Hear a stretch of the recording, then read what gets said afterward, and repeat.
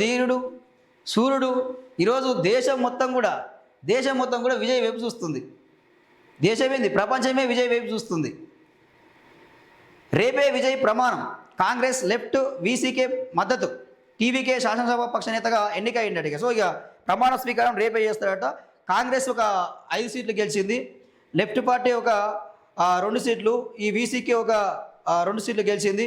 So వీళ్ళందరూ కూడా అంటే ఈయనకు ఒక 10 సీట్లు అవసరం ఉన్నది. సో మొత్తం మీద మాత్రం ఇంకో ఇతరులు 2 సీట్లు గెలిచారు. వాళ్ళందరూ కూడా మద్దతు ఇస్తూ ఉన్నారు. సో ప్రభుత్వాన్ని ఏర్పాటు చేస్తూ ఉండరు. ముందే చెప్పిన డిఎంకేతోని కానీ ఏఐడిఎంకేతో కానీ పొత్తు ఉండదు, బీజేపీతో కూడా పొత్తు ఉండదని ముందే తేల్చి చెప్పిండు. సో ఇది విజయ్తో ఫోన్లో మాట్లాడిన కాంగ్రెస్ అగ్రనేత రాహుల్. ప్రభుత్వ ఏర్పాటుపై గవర్నర్ అపాయింట్మెంట్ కోరిన విజయ్ సీఎం పదవికి స్టాలిన్ రాజీనామా. ఓడిన మరుసటి రోజే నియోజకవర్గంలో పర్యటన.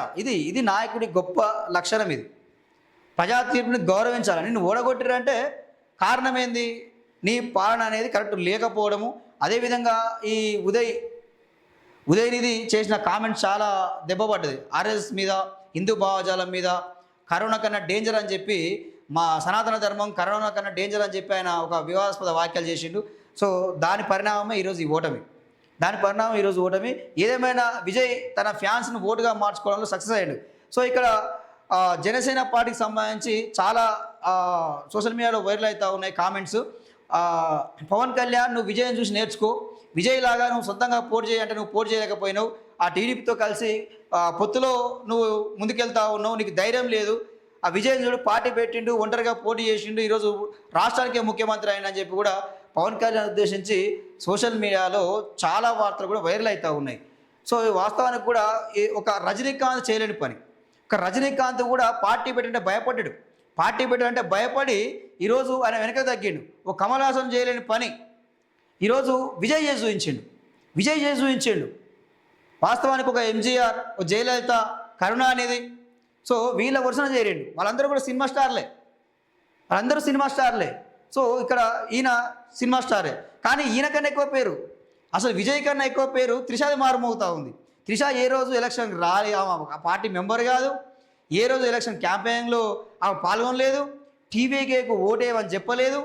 సో ఆమె మొత్తం గ్రౌండ్ వర్క్ మొత్తం కూడా బయట నుంచి చేసింది, అంటే లోపల నుండి చేసింది.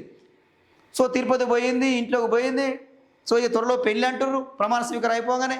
సో రకరకాల అంటే ఈయన ఎంత నెగిటివిటీ ఉన్నా, అంటే భార్య విడాకులు ఇస్తా అని చెప్పినా కానీ, కొడుకు వెళ్ళిపోయినా కానీ, అక్కడ ఒక లవర్ని మెయింటైన్ చేస్తున్న త్రిజన్ అని చెప్పి వార్తలు వచ్చినా కానీ ప్రజలు మాత్రం విజయ్కి మాత్రం నమ్మి ఓటేసారు.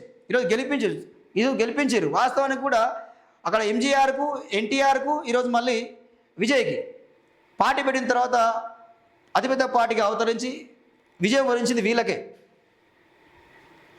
మద్దతు ఇచ్చే పార్టీలకు మంత్రి పదవులు అటుగా. మ్యాజిక్ ఫిగర్ 118కి విజయ్ పార్టీకి 10 సీట్లు తక్కువగా ఉన్నాయి. కాంగ్రెస్ 5 సీట్లు, వీసీకే 2 సీట్లు, సిపిఐ 2 సీట్లు, సిపిఐఎం 2 సీట్లు కలిపి మొత్తం 11 మంది ఎమ్మెల్యేలు అవుతారు. ఇది మ్యాజిక్ ఫిగర్ దాటడానికి సరిపోతుంది.